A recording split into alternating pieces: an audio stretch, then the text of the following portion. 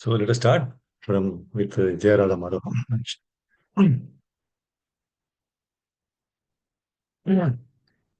Jaya Radha Madhava Jaya Kunja Bihari Jaya Radha Madhava Jaya Kunja Bihari Jaya Gopi Jana Vallabha Jaya Girivaradhari Jaya Gopijana Vallabha Jaya Girivaradhari Jaya Radha Madhava Jaya Kunja Bihari Jaya Yashodanandana Jaya Braja Jana Jaya Yashodanandana Jaya Braja Jana Jaya Radha Madhava Jaya Kunja Bihari Jaya Sonati Ravanachari Jaya Kunja Bihari Jaya Yamuna Tiravanachari Jaya Kunja Bihari Jaya Radha Madhava Jaya Kunja Bihari Hare Krishna Krishna Krishna Hare Hare Hare Rama Rama Rama Hare Hare Hare Krishna Krishna Krishna Hare Hare Hare Rama Rama Rama Hare Hare Hare Krishna Krishna Krishna Hare Hare Hare Rama Rama Rama Hare Hare Hare Krishna Krishna Krishna Hare Hare Hare Rama Rama Rama Hare Hare Hare Krishna Krishna Krishna Hare Hare Hare Rama Rama Rama Hare Hare Jaya Radha Madhav Radha Madhav Radhe Jaya Radha Madhav Radha Madhav Radhe Jaya Gauranitai Gauranitai Gauranitai Jaya Gauranitai Nitai Gaura Hari Bol Hari Bol Hari Bol Nitai Gaura Hari Bol Jaya Jaya Prabhupada Prabhupada Prabhupada Jaya Jaya Prabhupada Jaya Jaya Gurudev Gurudev Gurudev Jaya Jaya Gurudev Jagannath Baldev माई की जय नरसिंह भगवान की जय पंच तत्व की जय षड गोस्वामी की जय गुरु परंपरा की जय श्री प्रभुपाद की श्री गुरुदेव टागोर हरि बोल। ओम नमो भगवते वासुदेवाय ओम नमो भगवते वासुदेवाय ओम नमो भगवते वासुदेवाय नारायणं नमस्कृत्य नरं चैव नरोत्तमं देवीं सरस्वतीं व्यासं ततो जयम् उदीरयेत्. Before reciting the Srimad Bhagavatam, which is the very means of conquest, one should offer respectful obeisances unto the personality of God Narayana, unto Narayana Rishi, the supermost human being, unto Mother Saraswati, the goddess of learning, and unto Srila Vasadeva, the author. Nashta Prayesha Badreshu, Nityam Bhagavata Sevaya, Bhagavati Uttama Shloke, Bhaktir Bhavati Naishtaki, by regular attendance in classes on the Bhagavatam, and by rendering of service to the pure devotee. All that is troublesome to the heart is almost completely destroyed, and loving service unto the personality of Godhead, who is praised with transcendental songs, is established as an irrevocable fact. So Hare Krishna, Pravis Matajis, I welcome all of you to this Srimad Bhagavatam section. Thank you for joining, and today we'll be discussing from 4th canto, 10th chapter, verse number 14. So let us first recite this verse. Hahakarastadevasi siddhanam divi pasyatam hatoyam manava suryo magna punya janarnave.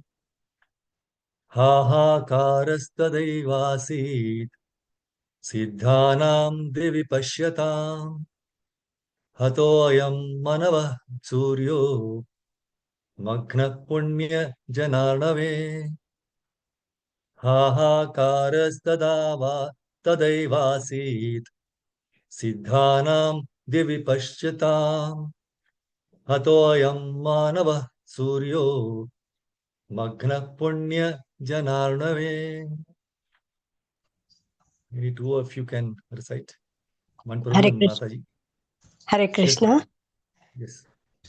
हाहाकार तदैवासीत् सिद्धानां दिवि पश्यताम् हतोऽयं मानवः सूर्यो मग्नपुण्यजनार्णवे. Hare Krishna. I think any Prabhu? It's only two, one Prabhu. Suresh Prabhu, you want to recite?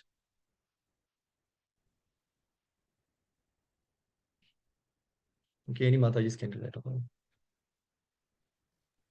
May I, Prabhuji? Yes, ma'am. Hare Krishna. Hahakarastadaivasit siddhanandi vipashyatam hato yammanavah suryo magnah punya janarnave. Hare Krishna. Thank you. Synonyms, word to word meaning. Hahakara, tumult of disappointment. Tada, at that time. Eva, certainly. Asit, became manifest. Siddhanam, of all the residents of Siddhaloka. Divi, in the sky. Pashyatam, who were observing the fight. Hataha, killed. Ayam, this. Manavaha, grandson of Manu. Suryaha, sun. Magnaha, set. Punya Jana, of the Yakshas. Arnave, in the ocean. Translation and purport by Divine Srila Prabhupada. Srila Prabhupada ki Jai. Please hear the translation and purport. All the Siddhas from the higher planetary systems were observing the fight from the sky. And when they saw that Dhruva Maharaj had been covered by the incessant arrows of the enemy, they roared tumultuously. The grandson of Manu, Dhruva, is now lost. They cried that Dhruva Maharaj was just like the sun, and that now he had set within the ocean of the Yakshas. Purport.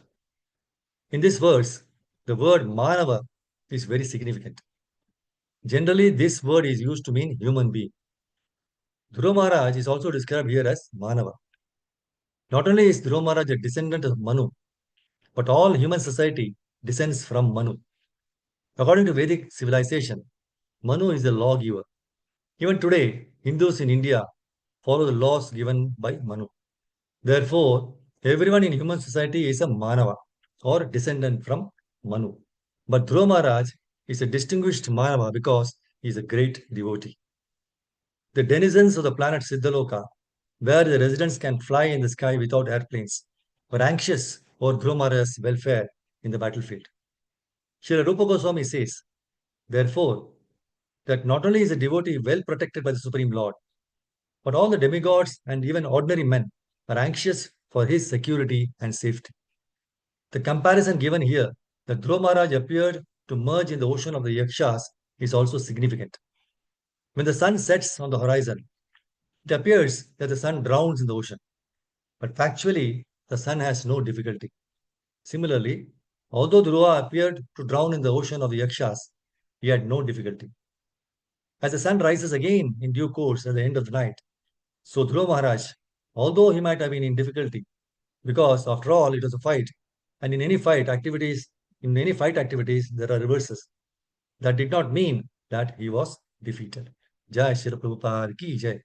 Om Gyantamrandasya Jnananjanashalakaya Chakshurunmilitam Yena Tasmai Shri Gurave Namaha Shri Chaitanya Manobhishtam Sthapitam Yena Bhutale Swayam Rupa Kadamahyam Dadati Swapadantikam Vandeham Shri Guru Shri Yutapadakamalam Shri Guru Vaishnavamscha Shri Rupam Sagarajatam Sahagana Raghunatamitam Tam Sajivam Sadvaitam Savadutam परिजन सहितं कृष्ण चैतन्य देवं श्री राधा कृष्ण पादान सहगण ललिता श्री विशाखाधांश हे कृष्ण करुणा सिंधु दीनबंधो जगतपते गोपेश गोपिका कांत राधा कांत नमोस्तुते तप्त कांचन गौरांगी राधे वृंदावनेश्वरी वृषभानुसुते देवी प्रणमामि हरिप्रिये वाञ्छाकल्पतरुभ्यश्च कृपा सिंधु भयेव च पतितानां पावनेभ्यो वैष्णवेभ्यो नमो नमः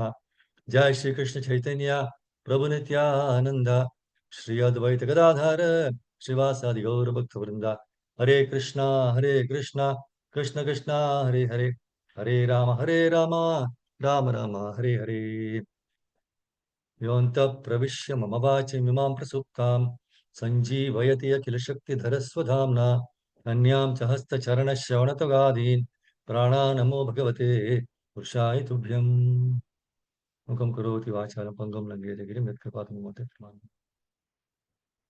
नमो विष्णुपृष्ठपृष्ठावतृष्ण महाशक्तिस्वामिने नमो विष्णु जय Shri Krishna.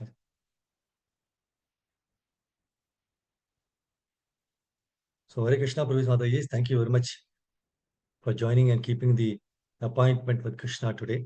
Today is the 19th of February 2025. It's Wednesday, and we will be discussing from 4th canto, 10th chapter, verse number 14.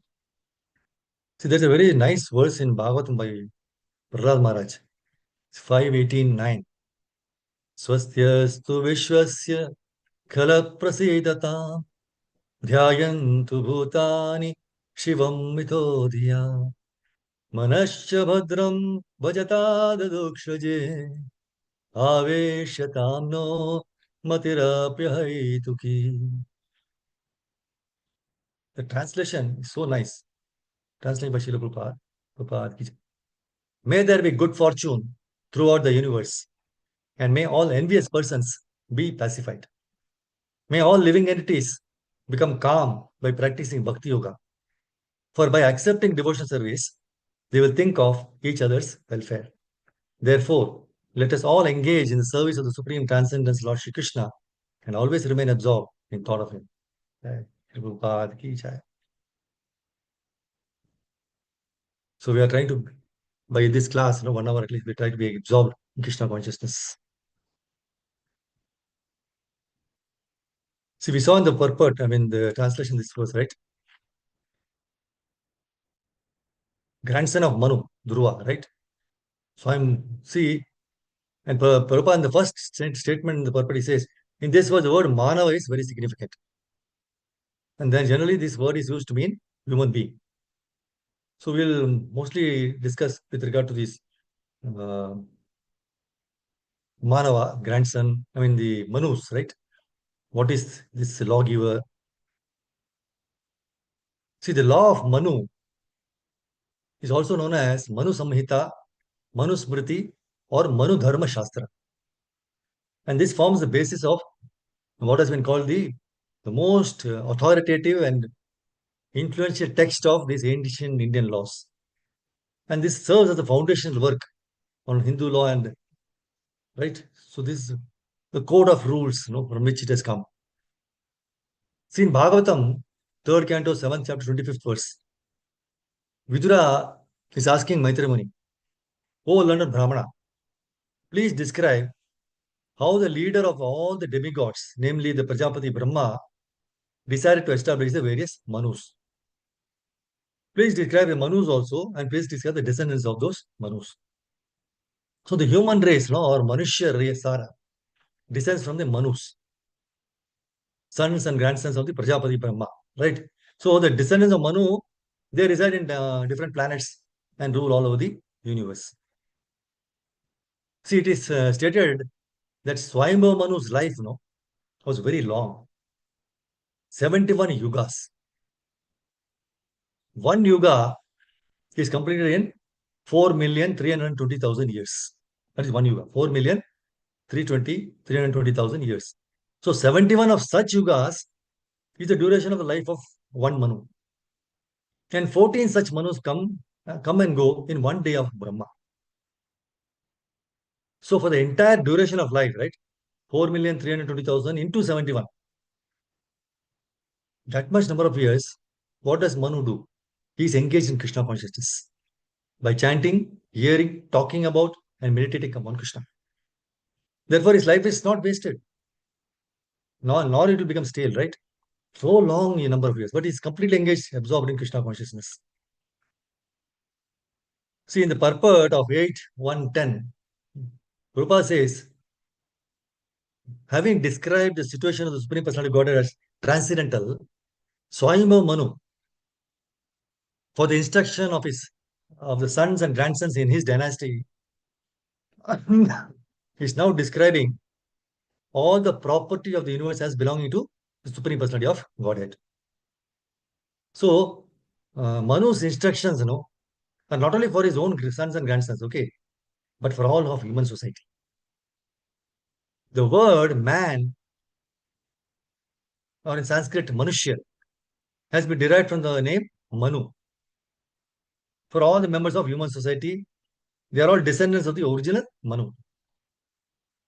Manu is also mentioned in Bhagavad Gita 4.1, where Krishna says, Imam vivasvate yogam proktavan aham avyayam vivasvan manave praha manur ikshvakave abravit.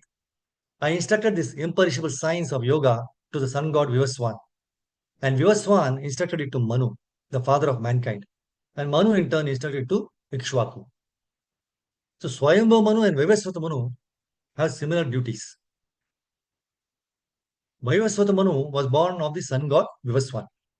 And his son was Ikshvaku, the king of the earth. So since Manu is understood to be the original father of humanity, so human society should follow his instructions. This is very, very important. So the human family begins from Manu. So the Sanskrit word for man is Manushya, which means descendant of Manu. So Swayambhava Manu is the authority. So we saw Manu's name is also mentioned in Bhagavad Gita, right? Imam Vivasvata Yogam Proktwana Vyam Vivasvan Manave Praha, right? So therefore Manu is also Mahajana. He is authority.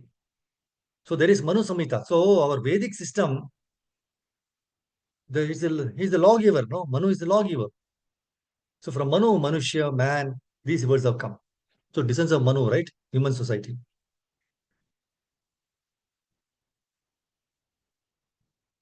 See, in Canto 2, Chapter 3 and verse 12, it's given this transcendental knowledge in relation to Supreme Lord Hari is knowledge resulting in the complete suspension of the waves and whirlpools of the material modes. And such knowledge is self-satisfying due to its being free from material attachment. And being transcendental, it is approved by authorities. So who could fail to be attracted? So the codes, the rules, everything, basically it's coming from the scriptural injunctions is also there, right? Very, very important for follow. So how to get attracted to Supreme Lord Krishna? It's a beautiful verse. It's one of the Vedas, I think. So Vamshi Vibhushita Karan Navaniradabat Pitambara Daruna Bimba Faladaroshtat Purnendu Sundara Mukhat Aravinda Netrat Krishnat Param Kimapi Tattvam Kaham Najane. See, the transcendental nature of the Lord is very nicely described in this verse. Vamshi, means flute. So his lotus hands are nicely decorated by the flute. Vamshi Vibhushita Karan. Navanira Dhabat. That is, his bodily color is like the fresh water-laden cloud. Then his Pitambar, yellowish saffron vastra, is spiritual. So everything related to Krishna is to be forced to be spiritual, right? So as soon as something is connected to Krishna, it can never remain material. That's why devotees of Krishna, maybe in the beginning they are neophytes, right? But they have completely different look after coming in touch with Krishna. So as soon as you chant Krishna's names, Krishnat param kimapi tattvam aham na jani. You just come to this conclusion that I don't know anything else other than Krishna. Then Krishna himself works on our whole being and we are completely satisfied. So this is the first requirement. See in Bhagavad Gita 3.17, very beautiful verse in Bhagavad Gita, right? The word manava is coming from word manu. It says, Yastvatmaratire vasyad atmatraptash cha manavah atmanyeva cha santushtas tasya karyam na vidyate. But for one who takes pleasure in the self, whose human life is one of self-realization, and who is satisfied in the self only, fully satiated, for him there is no duty. A very nice verse. So we are all descendants of Manu. That's why we are called Manav. And Man means mind. Man means mind. So Manu is born from the mind of Brahma. That's why he's called Manu. And he has given us the Manu Samhita, the instructions about how to stay in this material world, how to behave, how to conduct yourself, right, in this material world. So this Manu Samhita says that our whole existence is directed to the satisfaction of Krishna. Samsiddhir Hari Toshanam. Bhagavatam says, Ata Pumbir Duja Shreshtaha Varna Shrama Bhivakashaha. Swanushtistasya Dharmasya Samsiddhir Hari Toshanam. So according to the age and Varna, we have, we have to be fixed in our prescribed duties. So there is no other way. Chatur Varanyam Maya Srishtam. So Krishna is telling that he has created all these 8 divisions, right? 4 bodily divisions and 4 social divisions. And all these divisions are very much essential. Unknowingly, we are in these divisions. Okay. So how to develop? Yes, to Atma Ratihi. So how to be attracted to the self? And soul, as you know, it is transcendental by nature. See, qualitatively, it is the same like Krishna, but it's very, very small. And because of its inferior size, we may have the same quality in minute quantity, but we have. So it doesn't matter how and where you are situated in the setup of the eight duties, right? 4 ashramas and 4 varnas. Everyone has to do their duty. There is no need of running away from the duty. But the art in performing the duty is that some or the other they should be doubted towards Krishna. That is the art. So how to do it is our question. Because we are all differently situated, right? So all the activities, they are directly coming from the Supreme Lord Krishna. Mata partaram nanyat. Mata sarvam pravartate. If everything is emanating from Krishna, then our duties are also coming from him. So if they are coming from Krishna, then any work you do it immaculately well, without giving any diversion in your mind. That is the way to satisfy Krishna. So anything done in the best way is a way to satisfy Krishna. See, the scriptures, no, they clearly insist that the human form of life is meant for tapasya or penance or austerity, by which we can purify our existence. You know what is our idea of tapasya? Going to the forest and meditating. This is highly impossible in this age, right? And since we find that it is impossible, so what do? We think that we cannot do any austerity. So in Bhagavad Gita, Krishna says, he lists the austerities of body, words, and mind. And these are austerities which we can follow in our daily lives and thus purify our valuable human existence. In Bhagavad Gita 17.14, 15, and 16. 17.14, austerity of the body. Deva Duja Guru Prajna, Pujanam Shaucham Arjavam, Brahmacharyam Ahimsa cha, Shariram Tapa Uchyate. Austerity of the body consists in worship of the Supreme Lord. The Brahmanas, the spiritual master, and superiors like the father and mother, and in cleanliness, simplicity, celibacy, and non-violence. This is austerity of the body. 17:15, he says austerity of the speech. Anudvegakaram vakyam satyam priyahitam chayat swadhyayabhyasamyam chaiva vanmayam tapa uchyate. Austerity of speech consists in speaking words that are truthful, pleasing, beneficial, not agitating to others, and also in regularly reciting Vedic literature. This is austerity of speech. Then third one, 17.16, it says austerity of mind. Mana prasada saumyatvam maunam atma vinigraha bhava samshuddhirityeta tapomana samuchyate. And satisfaction, simplicity, gravity, self-control, and purification of one's existence are the austerities of the mind. See, all our sinful activities, are performed either by the body, or by the words, or by the mind, or by the combination of all this. But by following these three instructions by Krishna and Bhagavad Gita about the austerities, we are saved from committing all these sins. Now, regarding austerity of the body, Prabhupada writes that one should not do anything which is not sanctioned by the scriptural injunctions. So it becomes very clear that in order to follow the austerity of the body, knowledge of the scriptural injunctions is very, very essential. So study of scriptures is a must. Krishna says that the superiors must be offered obeisances, and this practice can be followed by us. In this Manusmriti also it is said, Abhivadana Shilasya Nityam Vruddhopasevinah Tasya Chatvari Vardhante Ayurvidyaya Shobalam. Just by offering obeisances to the superiors, four things keep increasing. Just by offering obeisance to superiors, four things keep increasing. That is our lifespan, our knowledge, fame, and strength.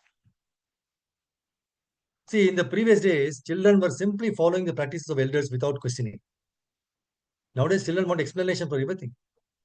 So it is very important that we study the scriptures so that we can convince ourselves of the importance of these practices and also convince the younger generation. Now, regarding the austerity of speech, one of the important items is swadhyaya, or the regular recitation of Vedic literature. Srila Prabhupada writes very wonderfully in the purport. The process of speaking in spiritual circles is to say something upheld by the scriptures. That means one should at once quote from scriptural authority to back up what he is saying. If you are saying something, you should back it up by scriptural authority. At the same time, such talk should be very pleasurable to the ear. So by such discussions, Rupa says, one may derive the highest benefit and elevate human society. See, there is a limitless stock of Vedic literature, and one should study this. And this is called penance of speech. So, the study of the scriptures, what happens, automatically makes us austere in our speech, right? Just by studying the scriptures, it makes us automatically austere in speech. And also, the more time we spend on the study of the scriptures, less time available to indulge in nonsensical talk. Now, regarding austerity of the mind, Prabhupada writes, to purify one's nature is to become Krishna conscious. Now, satisfaction of mind can be obtained only by taking the mind away from the thoughts of sense enjoyment. So, the more we think of sense enjoyment, the more the mind becomes dissatisfied. See, in the present age, we unnecessarily engage the mind in so many different ways for sense gratification. So, there is no possibility, of the mind's becoming satisfied. The best course is to divert the mind to the Vedic literatures, which is full of satisfying stories, as the Puranas and the Mahabharata, right? So one can take advantage of this knowledge and thus become purified. So the satisfaction of mind becomes possible just by the study of the scriptures. We can see, right? Even by hearing the Krishna Katha, 1 hour, we are so fast, feeling satisfied. We don't think of anything else, no lamentation, no fear, right? So in order to be relieved of the sins committed by the body, mind, and words, and to follow the penance of mind, words, and body, there is only one key, and that is study of the scriptures. My Guru Maharaj always insists that we should bury ourselves in this unlimited stock of Vedic literature, so wonderfully, so meticulously presented by Srila Prabhupada. So let us make the best endeavor in this regard and reap the results.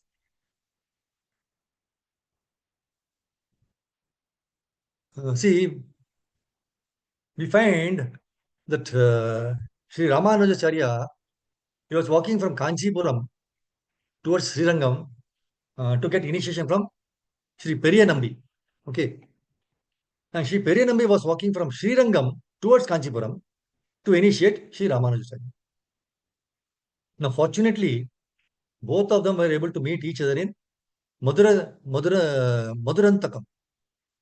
And at that time, Ramanujacharya requested Sri Periyanambi to initiate him then and there only, and not to take the risk of doing the initiation after traveling to Kanchipuram, because anything could happen in between.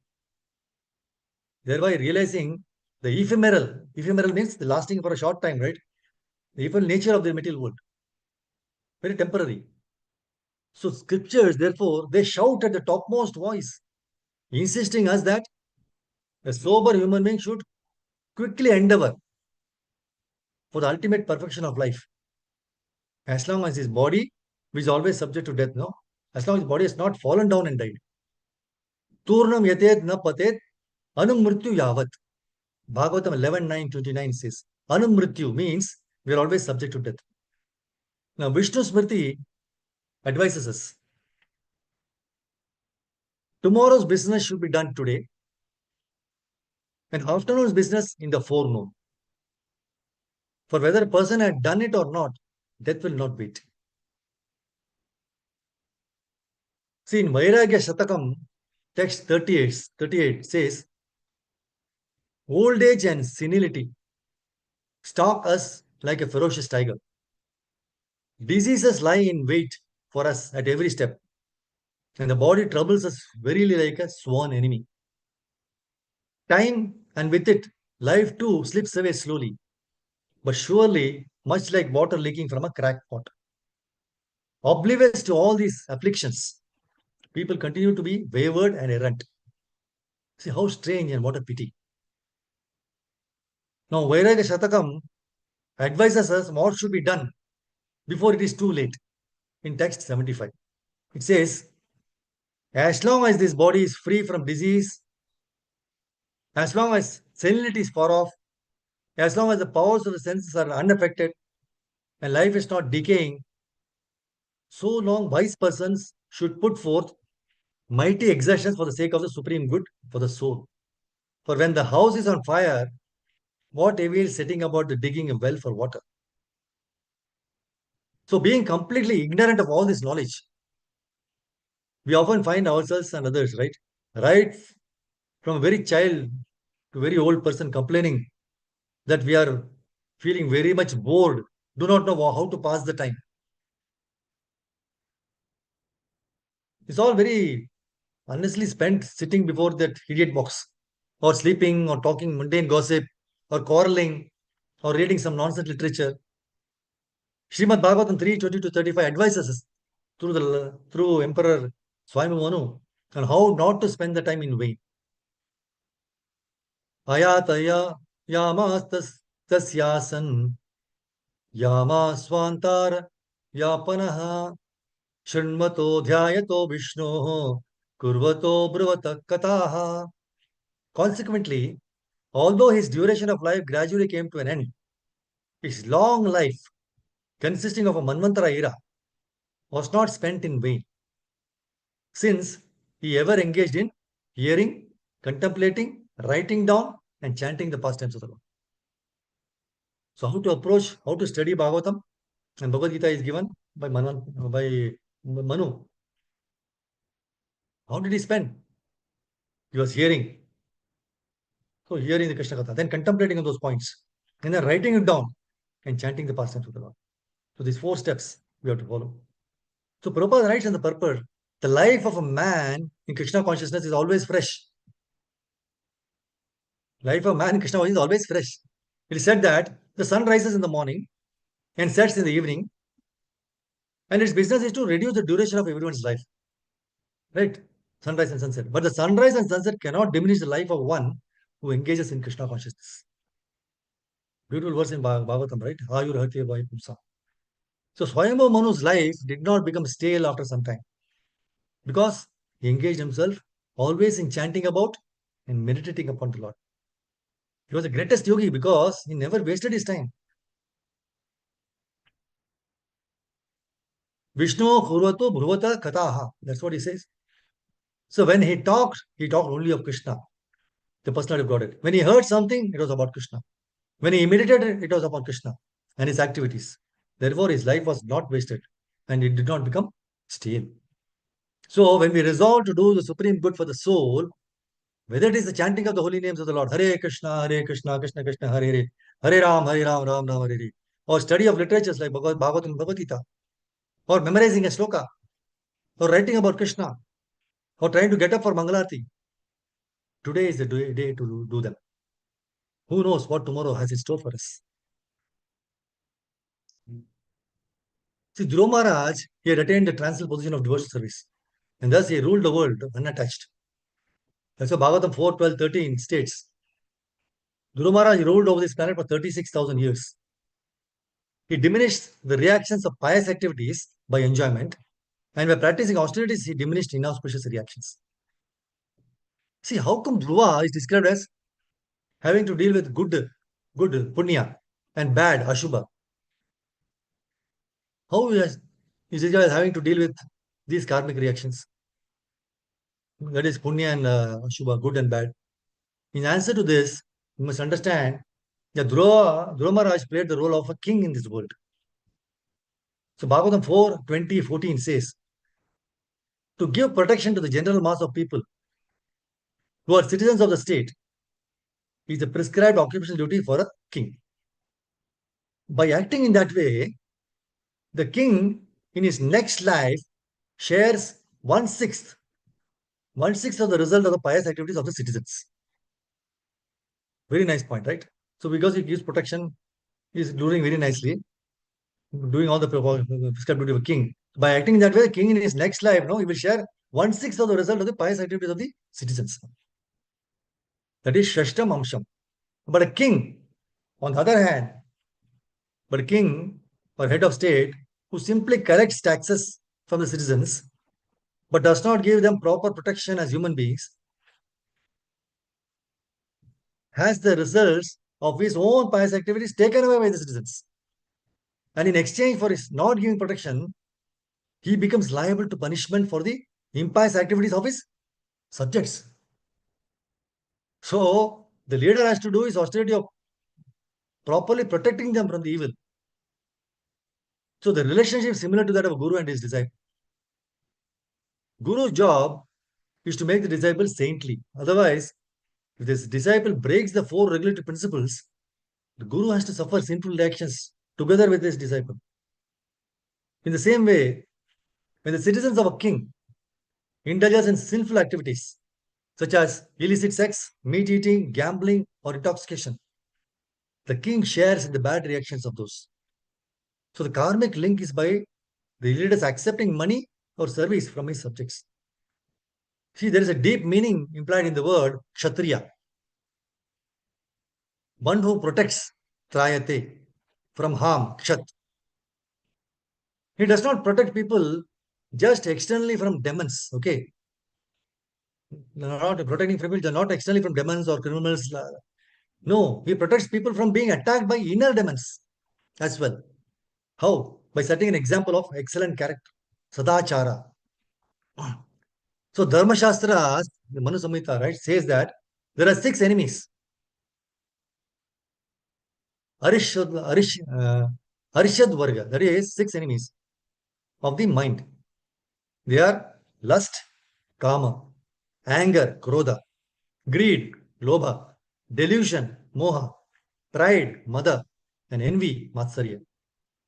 So the leader must conquer these by daily spiritual practice. Only then he will be powerful in protecting others. So association in Krishna consciousness, satsanga, is the most powerful form of leadership. So right behavior is the highest dharma, and it is prescribed in the Shruti and explained in the Smriti. So the twice born person desiring his own welfare should always aim for right behavior. So Manu Sumita says, so in order to help others, a leader must take help from spiritual life, dharma, and preach by his own example. Because people copy the leader. Yadyadacharati shreshtas tattadev taro janah sayat pramanam kurute lokastano vartate. Whatever action a great man performs, common men follow. And whatever standards he sets by exemplary acts, all the world pursues. Bhagavad Gita 3.21. See, in the sixth canto Bhagavatam, we see that when Ajamila's time of death arrived, he saw three awkward persons. So Bhagavatam 6.128. Ajamila then saw three awkward persons with deformed bodily features, fierce, twisted faces, and hair standing erect on their bodies. With ropes in their hands, they had come to take him away to the abode of Yamaraj.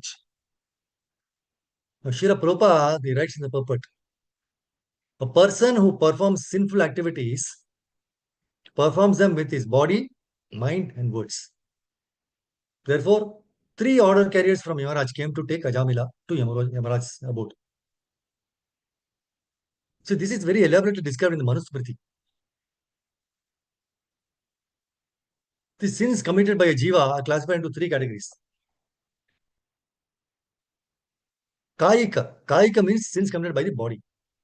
Then Vachika, sins committed by with words. Then Manasika, sins committed with thoughts. While Kayika and Vachika are committed by the gross body, the Manasika sins are committed by the subtle body. So the three sins related to the body, that is Kayika, are described in the verse from Manusmrita. It says, Adattanam, Upadanam, Himsa, Cheva Vidhanartha, Paradaro Shupesheva, Chakayikam, Trividam Smritam. First point is Adattanam Upadanam. That is, taking gifts or materials which is not given refers to stealing the property of others. The second is Himsa Cheva Vidhanatah, creating violence and troubling others, not as per rules. Not good. See, when a policeman gives punishment, no, that is permitted as it is his job. Similarly, a soldier killing the enemy in a battlefield, that is his duty. However, taking the law into one's own hands and troubling or harming somebody is kayika papam. Then third is paradaro paseva, engaging in a relationship with other man's wife. So these are three sins to the body. So in this regard, we see that Krishna has given us the austerity to be performed by the body in Srimad Bhagavatam 17.14. We saw that. So what is austerity of the body? We saw it in 17.14. Worship of Supreme Lord, the Brahmanas, spiritual master, superior like father and mother, and also in cleanliness, simplicity, celibacy, and non-violence. So Krishna, Supreme Lord, explains the different kinds of austerity and penance. So first he explains austerities and penances practiced by the body. Prabhupada says one should offer or learn to offer respect to God or to demigods, the perfect qualified brahmanas and spiritual master and superiors like father, mother. Sorry.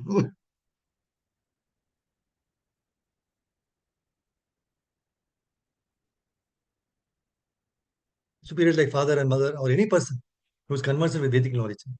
So they should be given proper respect. And one should practice cleansing oneself externally and internally. And you should learn to become simple in behavior. You should not do anything which is not sanctioned by the scriptural injunctions. You should not indulge in sex outside of married life. For sex is sanctioned in the scriptures only in marriage, not otherwise. This is called celibacy. So these are penances and austerities as far as the body is concerned. So we see that when we follow this austerity of body, we are completely saved from all the three kaika papam of sins committed with our body. See, in Bhagavatam, Shilpa Bharadamani says a very beautiful verse. If only we understand the real import of that verse, no, we'll never dare to give pain to others. 10, 10, 14. It says, by seeing their faces, one whose body has been pricked by pins can understand the pain of others who are pin pricked. Realizing that this pain is the same for everyone, he does not want others to suffer in this way. But one who has never been pricked by pins cannot understand this pain. See, one common thing for all living entities in this world is suffering. It's common for all. See, for a rich person, maintaining his wealth is a cause for his anxiety. For a poor man, to make ends meet will be a great struggle. For a person who has got a job, sustaining the job, growing in his career, they are a challenge. For a person who is jobless, finding a job itself is a great challenge. For persons who are not married, finding a good life partner will be a challenge. And for married people, tolerating and adjusting with life partner will be a tough. For people who don't have children, to beget a child would be a great source of anxiety. And for those who have children, to bring them up safely, provide good education, setting them in life would be a great source of anxiety. So everyone in every stage is experiencing some kind of pain or the other. But most of the time, when we interact with the living entities, we forget this and end up blaming, scolding, criticizing, fighting with each other. Thereby, we are simply adding pain to their already painful existence. Right? So, the wonderful purport to this verse, Prabhupada says, there is a saying the happiness of wealth is enjoyable by a person who has tasted the distress of poverty. Very nice point. The happiness of wealth is enjoyable by a person who has tasted the distress of poverty. There is also another common saying Mandya ki bhujibe prasava vedana. Prasava vedana. Woman who was not given birth to a child cannot understand the pain of childbirth. So, unless one comes to the platform of actual experience, one cannot realize what is pain and what is happiness in this material world. So, the laws of nature act accordingly. If one has killed an animal, one must himself be killed by that same animal. This is called mamsa. Mam means me, and sir means he. See, as I'm eating an animal, that animal will have the opportunity to eat me. In every state, therefore, it is ordinarily the custom that if a person commits murder, he is hanged. See, there are very valuable lessons which we need to learn from this. First one is the happiness of wealth is enjoyable by a person who has tasted the distress of poverty. See, many times when we are having some particular suffering, we become morose. We wonder why Krishna is doing this to us. See, as per the example of wealth given here, right? Only when we undergo distress of poverty, we will be able to appreciate the value of wealth. So there is also a saying that the value of shade is known only when we are exposed to heat. So if we are deprived of something, it's only because the Lord is helping us to understand the value of it. So that when he later bestows the same, we will not land up misusing it. The second point is a woman who has not given birth to a child cannot understand the pain of childbirth. Draupadi Mata was ready to forgive Ashwatthama, the son of Kripi, who had killed all her 5 sons while sleeping. Although she was in much pain, she told Arjuna, my lord, do not make the wife of Dronacharya cry like me. I am agreed for the death of my sons. She need not cry constantly like me. This is an amazing act of kindness exhibited by the Draupadi Mata, right? Being a mother herself, she knew how much pain it is to lose her children. She knew that Kripi is already suffering the loss of her husband Dronacharya. So she don't want to add more pain by killing her son as well. So this is a very important lesson for all of us to follow. When somebody harms us, our innate nature is to do tit for tat. Even if no one harms us, we like to harm others. But here we find Mother Draupadi exhibiting a very wonderful quality of pure devotees by not counteracting to the offense done by Ashwatthama. The third point is if one has killed an animal, one must himself be killed by that same animal. See, hurting does not stop with human beings alone. If we harm or hurt any living entity, we are bound to face the reaction of the same. So meat eating is very much forbidden. In his very unparalleled purport to verse 1737, Prabhupada quotes from Manu Samhita. He says, he who gives permission, he who kills the animal, he who sells the slaughtered animal, he who cooks the animal, he who administers distribution of the foodstuff, and at last he who eats such cooked animal, they are all murderers. And all of them are liable to punish by the laws of nature. The whole section, right? So no one can create a living being despite all advanced mental science. Therefore, one has the right to kill. No one has the right to kill the living being by one's independent means. So we should be very careful not to harm or hurt any living entity by our body, mind, and words. If we're not able to do any good to others, at least we should refrain from doing, thinking, talking bad things for them. Like Krishna very nicely says in 12.15, Yasman no dujate loko no dujate chayah, harsha marshabhayo dvegir, mukto yasachame priya, 12.15 Bhagavad Gita. He by whom no one is put into difficulty and who is not disturbed by anyone, who is equipoised in happiness and distress, fear and anxiety is very dear to me. So very interesting, very good point, right? So the name of Krishna is more powerful than himself. In Ramayana, very nice example. Ramachandra Bhagwan wanted to cross to Lanka, right, from South India, in order to defeat Ravana. And he had to transport the monkey army also. He thought, as he can't do anything, right? So he cannot take all the monkeys across because there was a long 40 miles of ocean in between India and Lanka. So he thought that we must have a bridge so that everyone can cross. So who can do it? He called Hanuman and told him, we want a bridge tomorrow ready. Hanuman said, all right, Bhagwan. Hanuman knew that the Lord does not not only order no, the living entities, but when he orders, he gives the strength also so that he can fulfill his desire. So he was sure. So he started to bring big mountains, stones from all over India and tried to deposit them near the coast of the ocean. On each stone, he was writing Ram and he was throwing them in the ocean. Stones were floating. Now, Lord Ramachandra was standing by the side. He was surprised. Stones were floating when they were thrown in the ocean. Lord Ram wanted to try it himself. He thought if these stones are floating just by writing my name on it, then when I throw also they must be floating. So he picked up a big stone and threw it into the ocean. It sank in the ocean. He thought there is something wrong. So again he picked up another stone and threw it again. It went down. Now Hanuman was watching Lord Ram. He asked, what are you doing, Bhagavan? Now Ram did not want to tell anything because he was not successful, right? Hanuman said, I know, Bhagavan, what you are doing. You must know these things better than me. I am bringing the stones. I am writing your name on it. So your association is there with the stone. Even the stone, if it has the association of Krishna or Ram, it will definitely float. But when you throw the stone, you are rejecting the stone. So once you reject, how can they float? So Prabhupada says that to do anything and everything, he says do anything and everything, but don't get rejected by Krishna. The only way to avoid getting rejected by the Lord is to always chant his names and remember him. Hare Krishna, Krishna Krishna, Hare Hare, Hare Ram, Ram Ram, Hare Hare. See, in Vedic culture, unknowingly, our families are dictated by these scriptures. The scriptures are very nicely known in Sanskrit as Shastra. And this word is from Shasan. Shasan means to rule. The scriptures which rules you is known as Shastra. So we are unknowingly dictated by these scriptures. You'll be surprised to know that Manu Samhita is the original code of all the rules. Kaidas. So we have all the rules here. Suppose you are driving right. In India, you have to drive on the right. You will always keep on the right or left. I'm asking. You have to follow the rules, right? So we should be on the left in India and some other countries on the right. So according to their respective rules, right? So if you break the rule, then you have an accident or policeman sees you, he will fine you. So we cannot break the rules. So all these rules, they're coming from Manu Samhita. And every country has its own rules.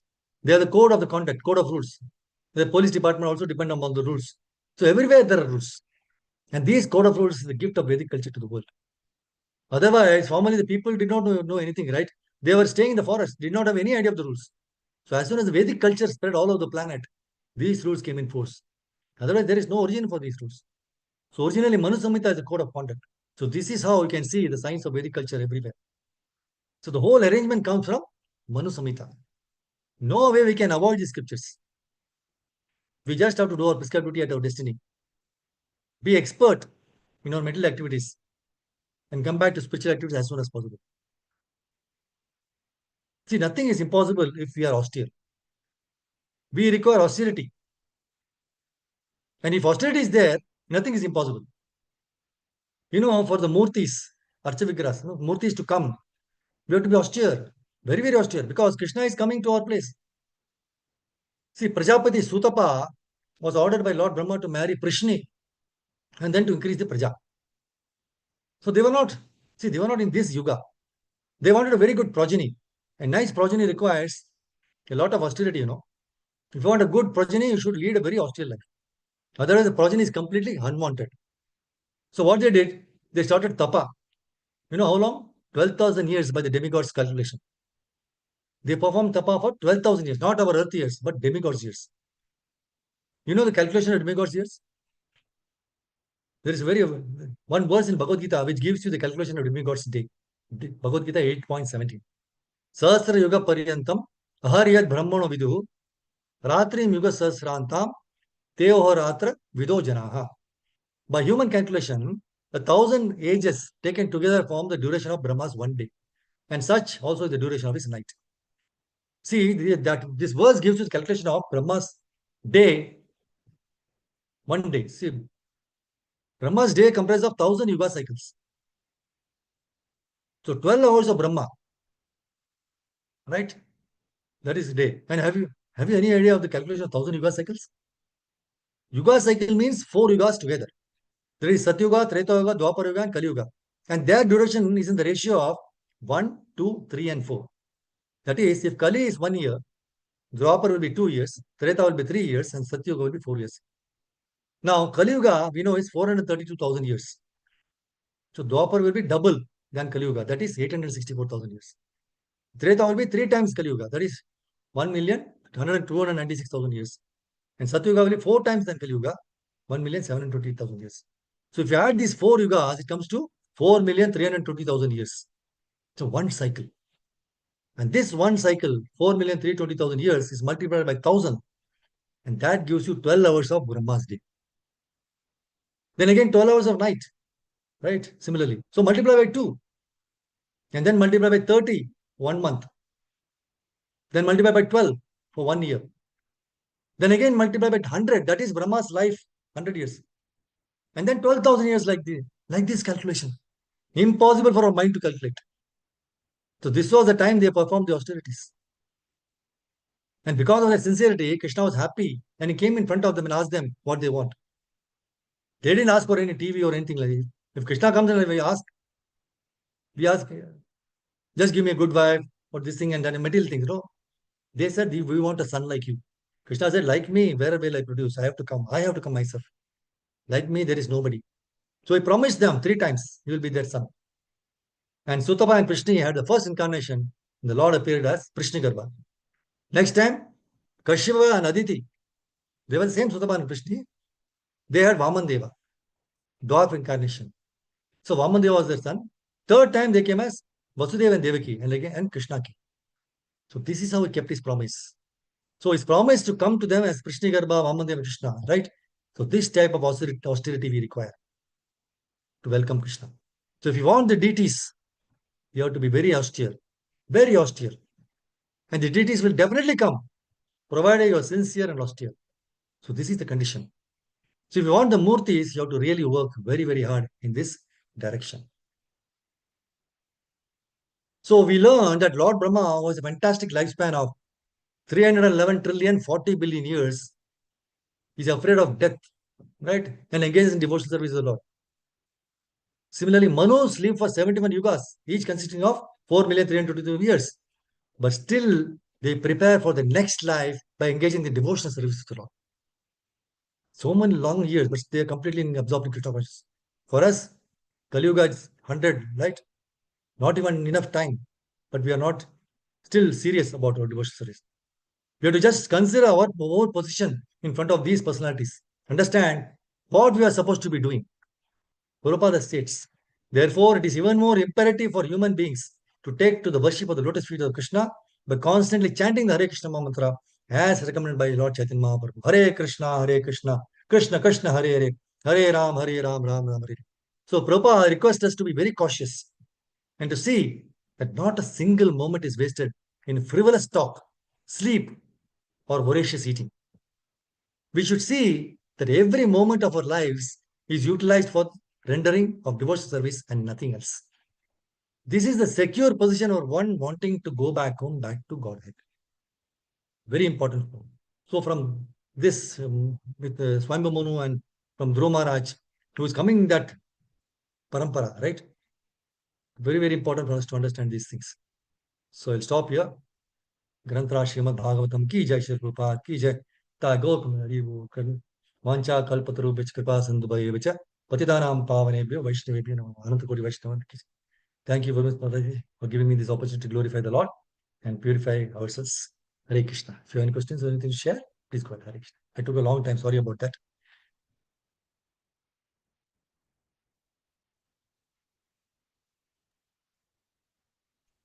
Time is never enough for such pearls, Prabhuji. Thank you so much. Thank you so much, Thank Mataji. you so Hare much. Krishna. Hare Krishna. Oh, sorry, I have a question, though we are running out of time, but I thought it is important for me to understand this question or an answer to this question. Is, we should never be killing any animal. Now, if there's an aggressive animal or a insect, let's take an example of a mosquito. So, is it allowed to be killed or is it forbidden to kill a mosquito? I have heard it as saying that if there's an aggressor, then you can, but otherwise you should not kill the animals or even insects or any of such things. So, I'd like to understand from you, how does it really work? Thank you, Guru. Hare Krishna. Jai.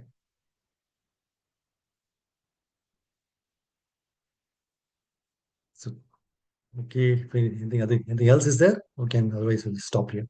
Hare Krishna. So thank you, Prabhu Mataji, for giving this opportunity. Hare Krishna. Hare Krishna, Hare Krishna, Krishna Hare Ram. Hare Krishna, Prabhuji. Hare Krishna, Mataji.